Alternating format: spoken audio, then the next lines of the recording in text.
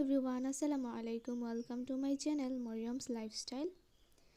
তো আলু দিয়ে বিভিন্ন রকমের রেসিপি তৈরি করা যায়, তার মধ্যে আলুর চপ একটি।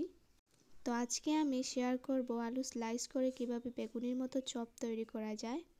এই রেসিপিটি দেখতে যেমন মচমচে লাগবে, তেমনি খেতেও কিন্তু দারুণ স্বাদ হবে। তো প্রথমে আমি 5টি আলু গুল গুল করে স্লাইস করে রেখেছি এবং 3 মিনিট কুসুম গরম পানিতে সিদ্ধ করে রেখেছি। বেশি সিদ্ধ করতে যাবেন না, কারণ বেশি সিদ্ধ হলে আলুটা নরম হয়ে যাবে এবং মচমচে হবে না। দ্বিতীয় ধাপে আমি আলাদা একটি বাটিতে একটা পেস্ট তৈরি করব। পেস্টটা তৈরি করতে আমাদের লাগবে বেসন, মরিচ, হলুদ, লবণ, পাঁচফোড়ন, ধনিয়া পাতা এবং গরম পানি।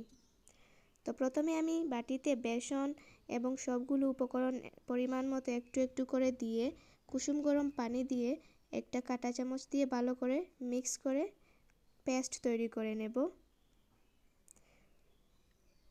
এভাবে একটু একটু করে পানি দিয়ে সুন্দর মতো পেস্টটি তৈরি করবেন, কারণ পেস্টটা পারফেক্ট হলে আমাদের চপও পারফেক্ট হবে এবং ক্রিস্পি হবে।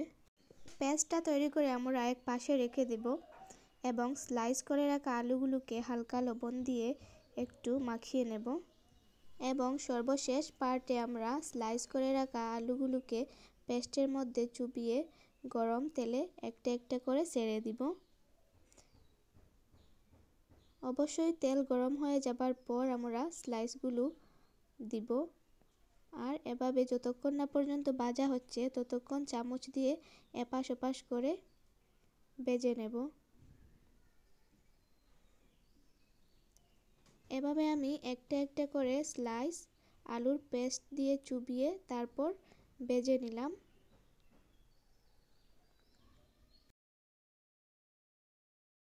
ভাজতে ভাজতে এক সময় আলুগুলোর কালারটা চেঞ্জ হবে, অনেকটা বাদামি কালারের হয়ে যাবে। তখন বুঝতে পারবেন আলুগুলো ভাজা এবং মচমচে হয়ে গেছে।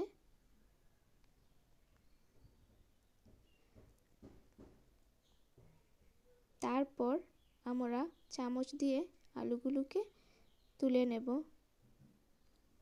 দেখতেই পাচ্ছেন অনেকটা সুন্দর এবং ক্রিস্পি হয়েছে আলুর চপগুলা, আর দেখতে অনেকটা বেগুনির চপের মতোই। তো ভিডিওটি ভালো লাগলে অবশ্যই লাইক দিবেন এবং সাবস্ক্রাইব করে পাশে থাকবেন। Thanks for watching. আল্লাহ হাফেজ।